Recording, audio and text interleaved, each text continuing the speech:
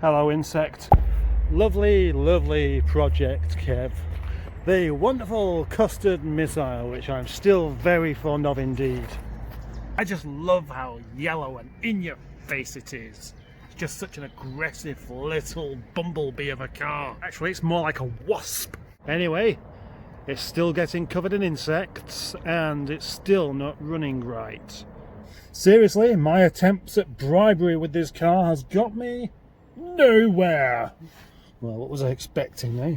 I have changed the inlet manifold, I've changed the sensors, I've changed the coolant intake sensor, I've changed the coil packs, I've changed my socks, I have changed pretty much everything under the bonnet, and it's still not quite right. And what's kept me going here is that once it's warmed up, it runs perfectly okay, just not too well when it's cold. I have, however, noticed a rather petrol-y kind of smell in the coolant bottle, and that rings alarm bells. Exhaust gases into the coolants. That means head gasket failure. Of course, the K-Series crippler, the great weight around Rover's neck, the huge cup of vinegar in the lovely milky K-Series design. Anyway, I thought it would make sense to have this checked out properly, and I have. I've had the coolant bottle tested for hydrocarbon levels, and guess what?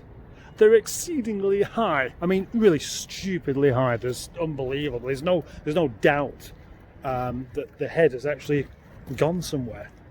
It's just, it tripped me up because there's no mixing of oil or water, there's no loss of oil, there's no loss of coolant. And it only run rough when it was cold. So, what was I supposed to think? That's what everybody else thinks. Oh, it must be the head gasket, and this time it was. So, along with the rather rough bodywork and the brakes that aren't too clever on it, the head gasket, yes, you know what that means? It means I'm going to fix it anyway. Of course, it'll be a laugh. I'll enjoy it. I enjoyed doing the last one, so why wouldn't I enjoy doing this one? Why can't the yellow car survive? Why not? It will. Of course it will. It'll be brilliant. It'll be a great job. I'll enjoy it. And I'll be able to film it. So you'll be able to see a head gasket being done by me. I'll remember to film the important bits if I can. I will. I'll remember. I'll do all the really good bits. It'll be brilliant. Looking under here for any signs of the head gasket actually being done before. I can't see any. Look at that on my alternator though. Do you know what that is? If that's the original gasket, that's actually done very well indeed. You might be thinking that I look quite cheerful about the whole prospect of my car having a failed head gasket, and I guess I do really. But there's a good reason for that, and that is that at least now I know what's most definitely causing the problem.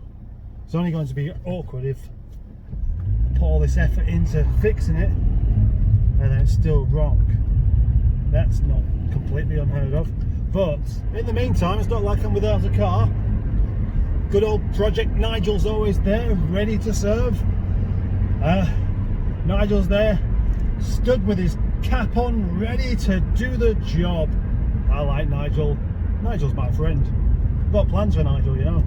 We all like to drive a yellow MGZR, a yellow MGZR, a yellow MGZR. We all like to drive a yellow MGZR, a yellow MGZR, a yellow MGZR.